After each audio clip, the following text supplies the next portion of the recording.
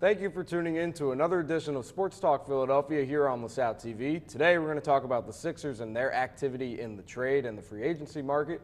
And when we come back, we're going to talk about the Flyers, who still have yet to lose a game in the recent memory. All that and much more after this intro. 7, 6, 5, 4, 3, 2, 1. You'll never have the sacred stone. Oh, this you crazy mother.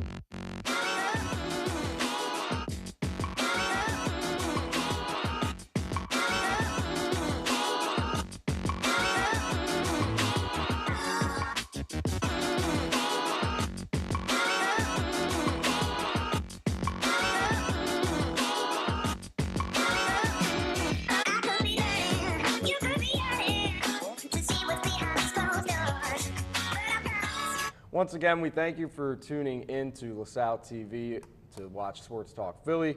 Alongside Tyler Small, Dave Roberts, and John Freeman, I'm Josh Abrams, your host. Guys, let's talk about the Sixers, man. It's been a little bit of a struggle recently. However, active, I mean, that's just one of many words to describe the Sixers right now. They have brought in so many new guys so far. Let's talk about the one that really maybe caught us by surprise a little bit. Kind of blockbuster, in my opinion. Tobias Harris, forward out of Tennessee in 2011, improving every year. He's now averaging 21 points a game.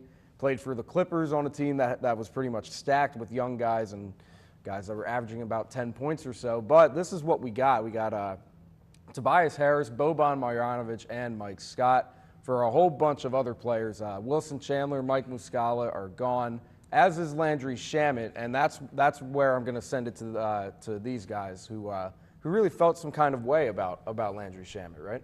Yeah, well, I mean, if you didn't like Landry Shamet, I think you weren't really a Sixers fan. I mean, you saw a guy who was a rookie who was doing a lot of great things coming off the bench. And you could see him improving every game, and he put up a solid amount of points that we actually didn't think would come from him from the start of the season. So it's sad to see Landry go, but it's good to see Tobias come in and hopefully help our team out way more down the line, including since playoff season is right around the corner. And I guess I should have led into the discussion with a better question. How do you guys feel about the trade? Obviously, people are going to react differently to this, but we want to hear what you guys think.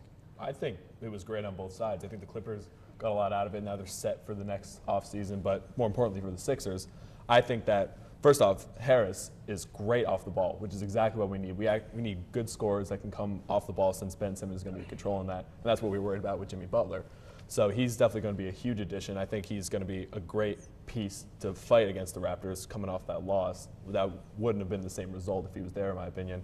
And plus, Boban is a freak of nature. 7'3". He's the most efficient scorer in the NBA. 61% from the field. He does not miss because he doesn't have to jump to touch the rim. It's ridiculous. John, what did you think? All right, obviously we'll miss Landry, but I mean, in the end, we have Tobias. Tobias is a strong guy. He's gotten better shooting the three over his career. He's really improved with his field goal percentage as well. So that's something he can add to our team. Also, I just wanted to mention that Boban, he is 7'3". He's like a freak of nature. So like in the center, he can help Embiid out with those minutes. Yeah. He can really take some pressure off Embiid as well.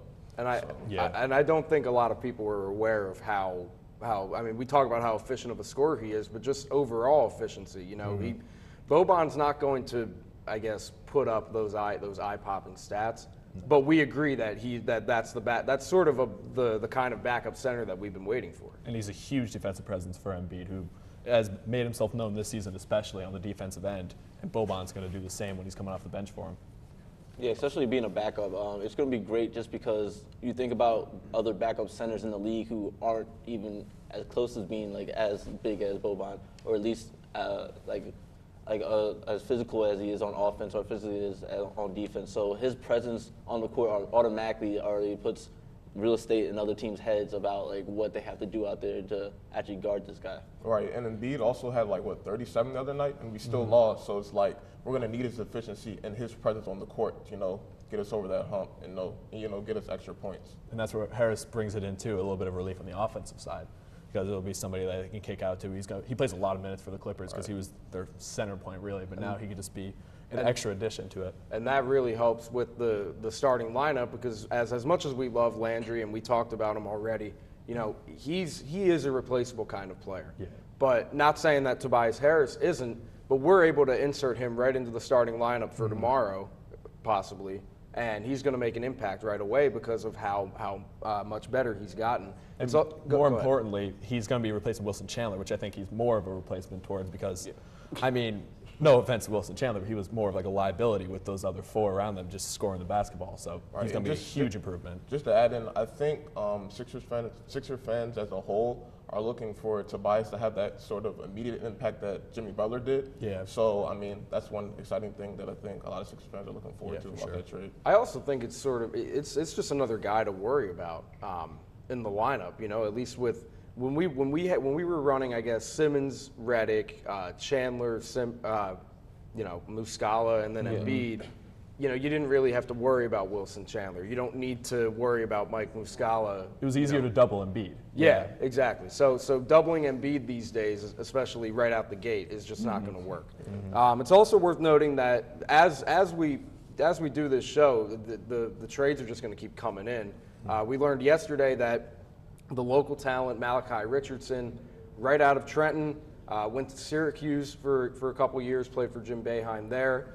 He's been kind of all over the place, especially with trying to find a team that will at least give him a chance. But you know, this isn't obviously as news breaking as what we were just talking about with Harris. But you know, at least this adds some athleticism to the bench. Yeah, I think this. I mean, it just shows a lot about our organization in general because we've always been known as just like a team that has been giving guys chances in the past. Like Robert Covington wasn't a guy who would have started on any other team, but he came to the Sixers and made an impact because we gave him a chance. So I feel like it just shows a lot about us as the Sixers, just giving guys a chance, including just giving him a chance to do something off the bench and showing what he can do out there, and just keep improving with other bench guys out there. Right, and I think he'll be great for the guard rotation. He'll help Simmons. Like, I mean, some games Simmons will have 20, some games he'll have like 6 points. He'll really help us get our points up in the backcourt.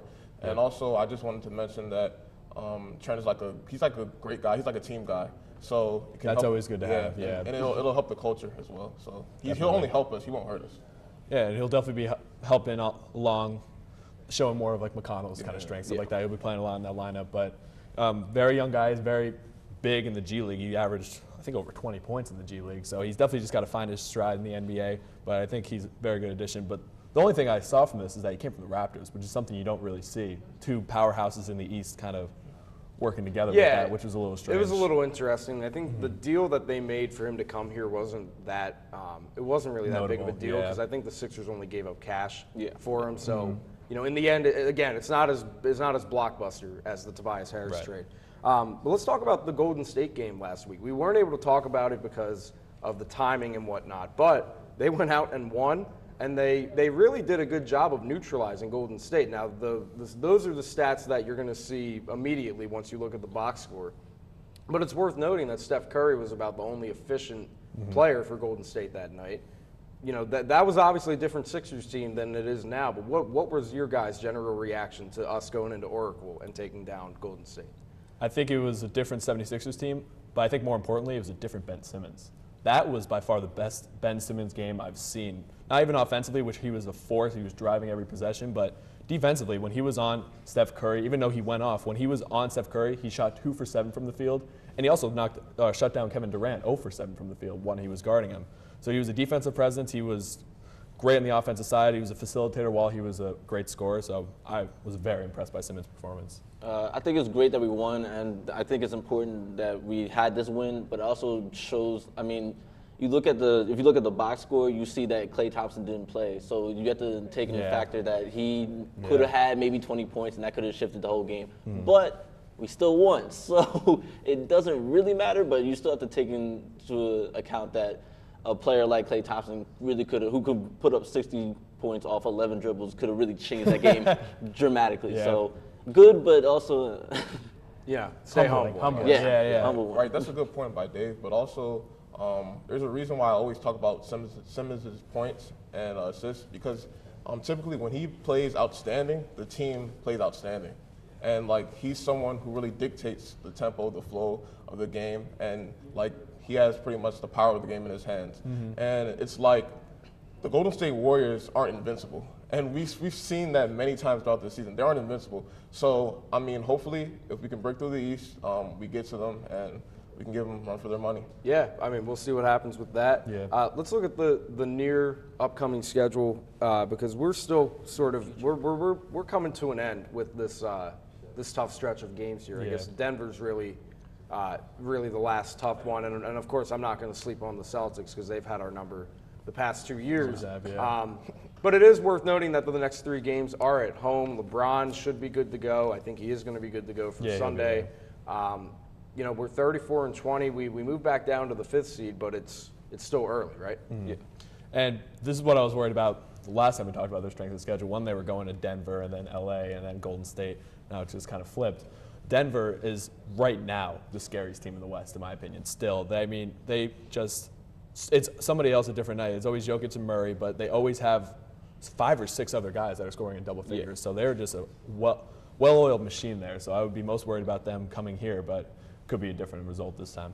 I mean, we just got one at home, like we've been doing for the whole season. I know there's certain games where we just flopped because that's just the Sixers thing to do. But yeah, sure. we just have to win. I mean, there's no other way to say it. Yeah.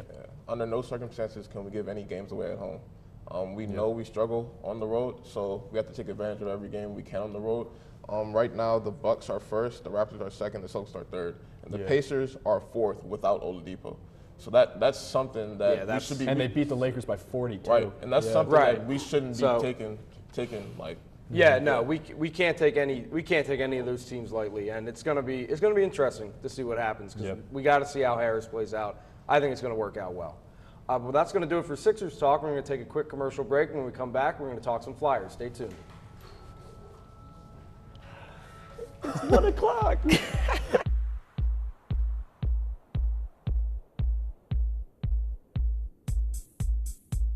Tell me you didn't watch the Phillies game last night. You know, unfortunately I did, and it was just so heartbreaking to see the first 8 batters strike out.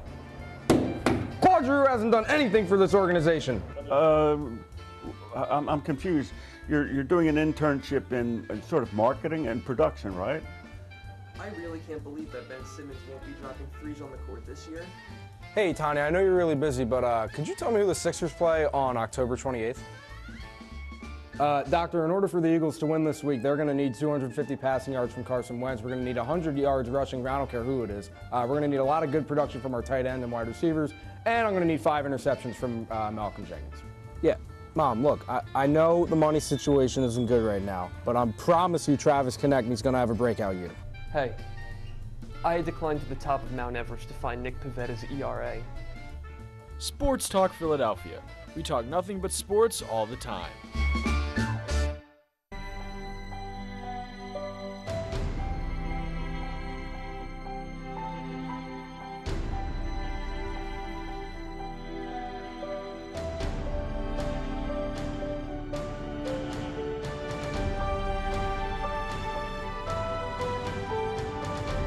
It's learning how to code or make video games and websites. Not only can you post videos online, you can make your own.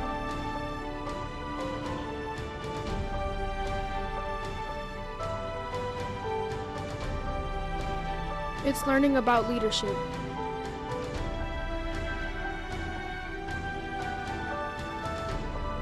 Together we are Tech Girls.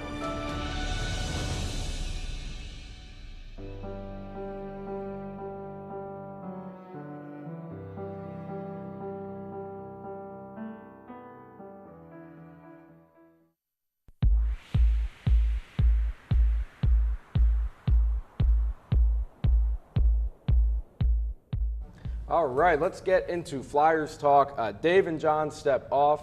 Sam and Sam come back. Sam Brown and Sam Long join us. The Flyers have not lost a game in a really long time. How happy? Was anyone really expecting this? Because I definitely wasn't. I don't even know if happy is the right expression. I'm just confused. I don't know what spark has gotten into them. It's not like there's been a recent transaction. It's not like it's just because Carter Hart just came up because he came up before this and they still lost. I don't know what it is, but I love it.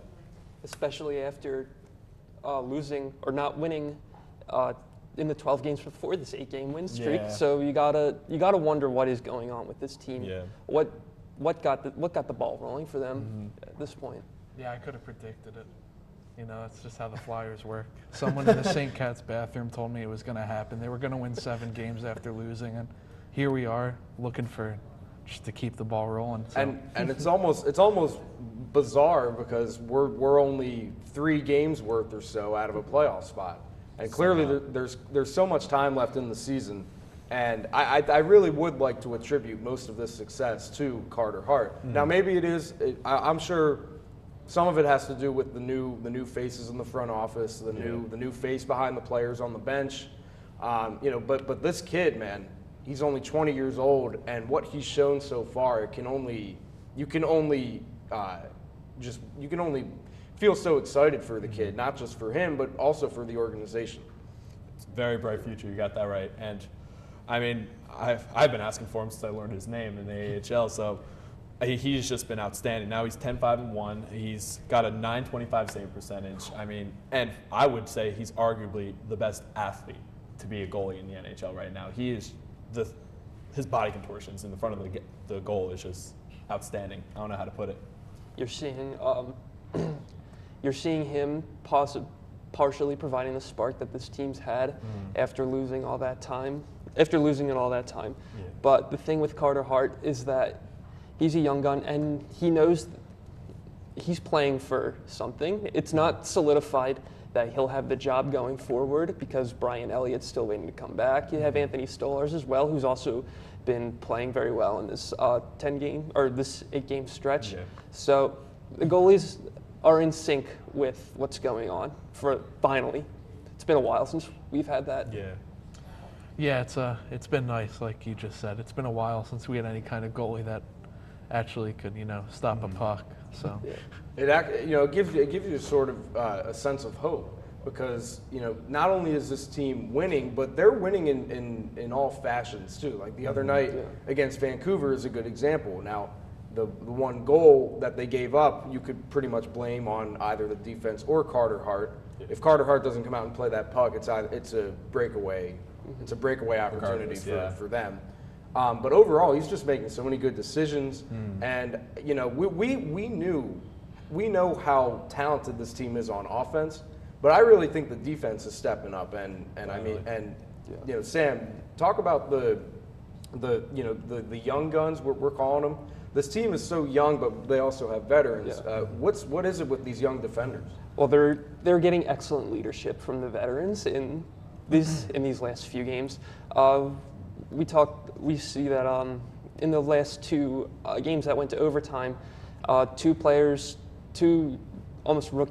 sophomore players scored the game-winning goals. And these were not games that the Flyers had been dominating throughout. It was just in a situation where they needed somebody to step up, and these young players for lack of a better term, did their jobs and secured the win in a time where they really needed to. And you see it that way where, if we go back to the overtime goals, the game winners, that comes down to coaching too. I mean, they're both very clutch plays, ice in the veins, but if you look at it, a couple weeks ago, they gave away a 4-goal lead. Like, they collapsed in the third period of games, and now it seems like it's the opposite effect. It's just like they're on a hot streak right now. They're all feeling better with each other, more connected as a unit, and it shows in the final period. And I think it's almost rejuvenating in a sense. When someone as young as Nolan Patrick is struggling, he misses 2 point-blank opportunities the other day to put it away before overtime, and then he goes out and he does it, and he wins it for us in overtime, as you had mentioned. That's probably what the team has been looking for. That's the spark that they're trying to provide. Looking ahead, I'm probably gonna ask this at some point later on, but postseason? That's not? I guess 2 weeks ago, it was almost impossible for us to think about the playoffs. But how about now? Well, I feel 2 weeks ago I said that the season was chalked, but this, as mentioned earlier, this has been a season of streaks. They didn't win any games in 12, and they win their last 8. They could have a 10-game win streak in the same season as having a 10-game lose streak. So I think they're probably going to do what they always do, is either barely make it or barely miss it around the last day of the season. So you really just have to wait and see. I mean, if you look at it, even at the beginning of this win streak, when they were at 2 or 3 games, reports came out that, quote, everyone except Drew is free to go. Or not free to go, I should say, but they have a chance to be going somewhere, exactly. So it seemed that everyone had the same mindset. I mean, I agreed too. A couple weeks ago, I was saying the season's over. It's time to start getting the young guys in, giving them ice time. But now you say it once again, they're probably going to be in that rough point where they're not low enough to get draft picks, but they're not high enough to actually make a playoff run, because I think it's just too streaky for a playoff push. Yeah, I mean, this win streak has been great and all, but I'm still feeling a little cautiously optimistic about the whole thing. I mean, I'd like to see them continue, but I just don't know. Once it breaks, I don't know how consistent they're going to stay. Yeah, good point. It's really going to be a question of obviously how they're going to react to it. But you know, when they eventually lose their first game in a while, because we all know that this team, no team is perfect, right? They're not going to go out there and just win the rest of the games, because that's just not how sports work. So how are they going to react to that first setback is going to be pretty key to it. Let's talk about the game tonight, because this game is against a very low-standing Kings team. We remember the Kings being the no pun intended kingpins of the NHL, winning 2 cups in 3 years. But then you look ahead, we got some divisional game. We got a divisional game with Pittsburgh. We have some Western Conference teams that we haven't seen in a while, and then that home and home with Detroit. I think for the most part, these are winnable games. Given that schedule, do you see this streak extending? Maybe 4 out of 5. I'd give it that estimate. The Kings are the Kings. Well, they're not playing like Kings, but they're down the bottom of the stands. It's the bottom of the standings. I feel like tonight is going to be more like an exhibition game. As for the upcoming games after that, it's a bit of a toss-up. Pittsburgh's always tough, especially playing them on the road. And then you have the back-to-back games against Detroit, and plus that game with Minnesota in there. So it's really a toss-up as to what's going to happen in these next few games. I'd like to think that it's a pretty winnable schedule, don't you think? This is definitely one of the easier stretches that the Flyers have had. Yeah, when we're talking about their upcoming schedule, they usually, especially if you see like the last 2 times they went to the West, they've come back with a winning streak, or they come back pretty hot. So, I mean, it's definitely a winnable schedule, as you said. Yeah, I mean, the Kings and the Oilers are both playing. No, I didn't say Oilers. Excuse me. The Kings and the Ducks are both playing at the bottom of their division. I mean, those 2 games are going to be easy wins. So even seeing the streak extend to double digits, that's going to be something I'd like to see. Yeah, and it's definitely going to be interesting, only because of what we were just talking about with how streaky the team can be. You know, I want to go back real quick to the trade talks. Do you see the team making any kind of moves at all? I know they've placed some guys like Yori Laterra on waivers, but do you see them being any more active at all during this time? I would like to think they're going to make some defensive upgrades, maybe shopping away some bad contracts off the team. I know Andrew McDonald's contract is quite a pest for them, so they owe him a lot of money over the next few years. I do think that Shane Gostisbehere, if he doesn't keep producing the way he has been in years past, I think he's probably going to be on his way out. So I think defensive upgrades is what they should be looking for this time. I don't think it'll come this season, though. I think they're going to play it out. If anything, they'll start selling by the end of the trade deadline, or like free waivers time, I should say. But I think it'll be coming in the offseason this year. So I think we still have some time to figure that out. Yeah, I guess we'd like to see how the rest of the season plays out. But that's going to do it for Flyers Talk. We're going to move right into Fast 5. And Tyler, we're going to start with you. We're going to talk about the Phillies. You know, it's been too long, man. Have you given up on them getting Harper and Machado?